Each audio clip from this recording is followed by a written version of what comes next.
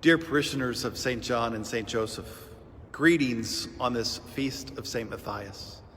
On this day, when Matthias was chosen to replace Judas as one of the 12 apostles, the church was in a period of rebirth.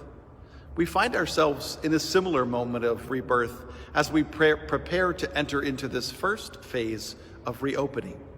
While this is cause for great celebration, to be sure, we must also continue to remain both patient and vigilant. You have done a phenomenal job so far. So let's together keep the faith in phase one. I thought it might be helpful to do a little summary of what we can and can't do in this first phase of reopening. We are not able to safely return to weekend or daily masses at both parishes. It is, however, safe to begin to open one of the churches for private prayer. Given our staffing limitations and the lack of cleaning supplies and sanitation equipment, we have decided to begin opening St. John's. Given its downtown location, it's more widely accessible to car and foot traffic. During these early days, St. John will be open several days each week with limited hours. No more than 10 people at a time will be allowed in the church, and they'll be required to follow the necessary health precautions, wearing a mask, remaining at least 6 feet apart, and following proper sanitizing precautions. You will be receiving notifications by Flocknote at St. John and Constant Contact at St. Joseph with the days and the times the church will be open for quiet prayer. Devotions like the Rosary and Adoration of the Blessed Sacrament will be considered in the future. During this first phase, daily and weekend masses will continue to be live streamed by Father Kevin and Father John from here in Frederick and Father Juan in Hagerstown. Distribution of Holy Communion from the church or the tabernacle is still strictly prohibited. Eucharistic ministers will not yet have access to the Blessed Sacrament.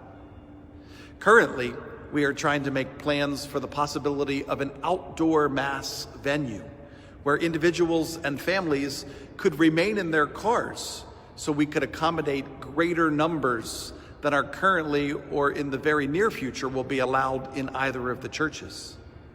If you are a little older, think of the drive-in movie theater minus the concessions. This option has many logistic and technological challenges, so it's still in the discussion stages. The celebration of individual confession, as we have known it up to this point, is still a long ways away. You may recall, however, that we had plans for confessions at both parishes prior to the shutdown. Indoor confessions under the current conditions are not ideal or even healthy, so we're trying to create a drive-up experience. In the same way, St. John's works well for the place of private prayer. St. Joseph's parking lot will be the perfect location for this. Dates and times and logistical needs are being finalized, and we should have some final information very soon. Lastly, one area that we have little control over but dictates the timing on so much of this first phase is the procurement of cleaning supplies and sanitizing equipment. It is yet another example of supply and demand. We're working very hard to get what will be necessary to bring you back.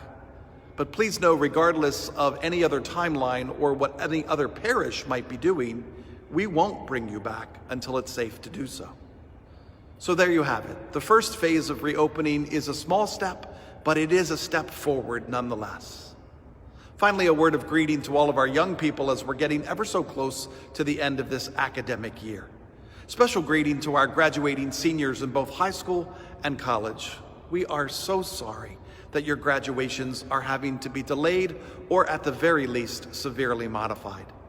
Congratulations on completing this portion of your academic journey. To all, stay safe in the weeks to come. Phase one may go through a series of modifications and revisions as we learn more from the wisdom that comes from time and experience. So please be patient with our staff, with Archbishop Lurie, and with Governor Hogan. Continued blessings, dear friends, and stay safe.